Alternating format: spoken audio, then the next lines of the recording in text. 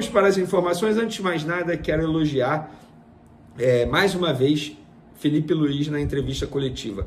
Mais uma excelente entrevista coletiva do treinador do Flamengo, coerente, detalhista. O treinador explica as decisões tomadas, é sincero, é honesto, sabe se comunicar com o torcedor do Flamengo, que pode, os torcedores, eles podem até não concordar com as escolhas do comandante, mas ao menos entendem o que ele quis fazer antes e durante os jogos. Então, bola dentro ao técnico Felipe Luiz, que elogia os jogadores de maneira individual, critica e sabe criticar de maneira individual e faz questão de ressaltar também outros treinadores que passaram pelo Flamengo, que é o caso do Jorge Sampaoli.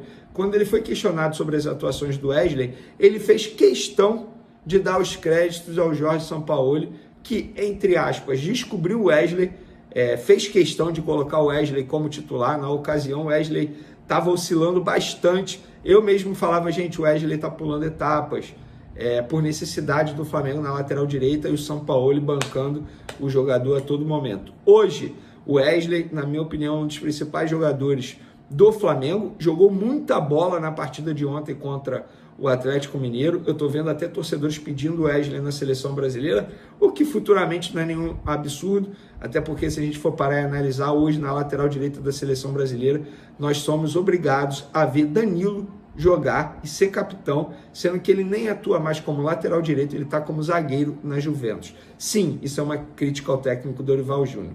Sobre o Wesley, já que o Felipe Luiz mencionou o trabalho do Sampaoli em relação a esse jogador, eu fiz questão de buscar o Sampaoli, de ir atrás do Sampaoli para ouvir uma declaração dele sobre o Wesley após essa menção honrosa do técnico Felipe Luiz em relação a Jorge Sampaoli e Wesley. E o Jorge Sampaoli, como sempre, em poucas palavras, ele falou sobre o Wesley, abre aspas, o Wesley é um ótimo garoto e com muita vontade de aprender. A melhora dele é constante, tem muito potencial e fico feliz de aos poucos a torcida reconhecer isso. Nunca tive dúvida da qualidade dele. Essas foram as poucas palavras e sinceras do técnico Sampaoli. Ele é um cara que, embora não tenha tido uma boa passagem pelo Flamengo, mas eu respeito demais, entende muito de futebol e, pelo visto, ele também já entendia em relação ao Wesley. Sobre o Felipe Luiz, gente, Felipe Luiz chegou a 7 jogos no comando do Flamengo, tem 4 vitórias, 2 empates, 1 derrota, um aproveitamento de 66%, 66,7% para ser mais exatos, 11 gols feitos, 6 gols sofridos, 22 grandes chances e 100 finalizações, dá uma média de 14,3 por jogo. Se eu tiver algo, lembrando que ele chegou em vantagem no segundo jogo da final da Copa do Brasil contra o Atlético Mineiro e é líder do Brasil em grandes chances durante esse período que ele chegou ao Flamengo. Se eu tiver que fazer alguma crítica ou algum ajuste no trabalho do Felipe Luiz em relação ao setor defensivo. Eu acho que é muito gol tomado em 7 jogos, mas também temos que levar em consideração número de desfalques, enfim, ele chegou no meio da temporada, sem principais jogadores. Eu acho que esse ajuste do setor defensivo é necessário.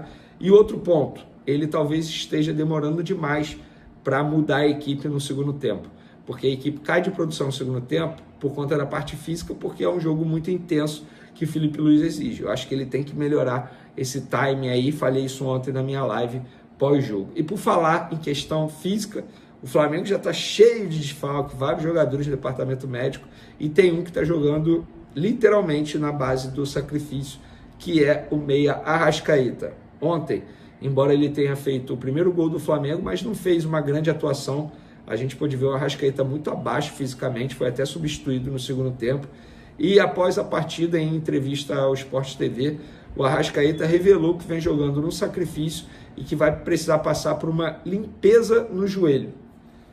Abre aspas. Nesses últimos jogos eu venho jogando com uma proteção no joelho. É o joelho direito, tá, gente? Infelizmente, talvez vou ter que fazer uma limpeza no joelho no fim da temporada. Estou tentando aguentar porque eu não queria ficar de fora desses jogos das finais. Para mim é muito importante estar em campo, ajudando meus companheiros, mas obviamente atrapalha. O Felipe Luiz disse na entrevista coletiva que de fato é isso que está acontecendo, que o Arrascaeta está deixando o joelho dele em campo em prol do Flamengo, botando o Flamengo em primeiro lugar, disse que isso é louvável, beleza. E aí, beleza, as partes falam em limpar o joelho. O que seria limpar o joelho? Eu fiquei com isso na cabeça, não sosseguei enquanto eu não descobrisse o que seria limpar o joelho, e aí eu apurei junto a pessoas ligadas ao jogador, que ele vai precisar passar por uma artroscopia no joelho direito para corrigir uma lesão que está fazendo o jogador sentir muitas dores no local. E de fato ele vem treinando e jogando com uma proteção. Eu esqueci o nome daquela fita que coloca ali, os fisioterapeutas me desculpem, mas eu acabei esquecendo o nome, mas tem uma fita que ele coloca no joelho direito. Talvez isso dê mais segurança também para ele, para treinar, para jogar, para sentir o menos dor possível ali no local. Mas é isso que vai acontecer, e tem grande chance de acontecer logo depois da final da Copa do Brasil, pelo menos foi o que me falaram no Flamengo, a ver, a esperar até quando o Arrascaeta consegue suportar essas dores no local. Infelizmente, estamos falando de um jogador que vem sofrendo muito com questões físicas, pubis, coxa, agora joelho. É um jogador jovem, 30 anos apenas, mas a parte física está pesando demais para o Arrascaeta. Para o Gabigol, desculpa pessoal, para o Gabigol não é a parte física que estava pesando, na minha opinião era a falta de confiança, e o Gabigol teve confiança com o técnico Felipe Luiz, fez 2 gols contra o Atlético Mineiro, participou do primeiro gol, abrindo a jogada, a Arrascaeta chutou, Everson deu, o Gabigol chutou, o Everson deu rebote, a Arrascaeta botou para dentro da rede. O Gabigol não fazia 2 gols num jogo só, desde o dia 15 de fevereiro de 2023, chegou ao seu 7º gol na temporada. Em final, números corretos, tá? Com a camisa do Flamengo. São 20 finais, 17 gols e 3 assistências. Sem contar Taça Guanabara e Taça Rio, são 18 finais, 16 gols e 3 assistências. Com essa atuação de gala na tarde de ontem contra o Atlético Mineiro, novamente sendo muito decisivo em uma final, o discurso da diretoria do Flamengo em relação à renovação de contrato mudou? Algo vai mudar?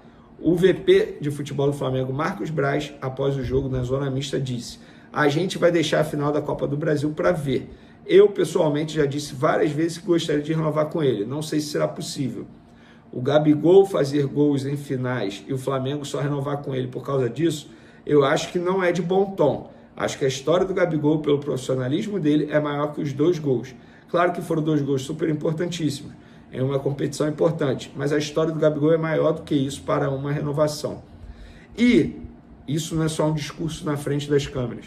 Nos bastidores, no off, os dirigentes do Flamengo também falam a mesma coisa. Não é porque ele fez 2 gols numa final importante para o Flamengo que o Flamengo quer renovar. O Flamengo já queria renovar com ele antes mesmo desses 2 gols. O Landim já deu entrevista sobre isso recentemente para o Jornal Globo, falando que a renovação está lá, na mesa dele. Se ele quiser renovar, ótimo. Mais um ano de contrato com aumento de 50%. O Gabigol, até o momento, não quis.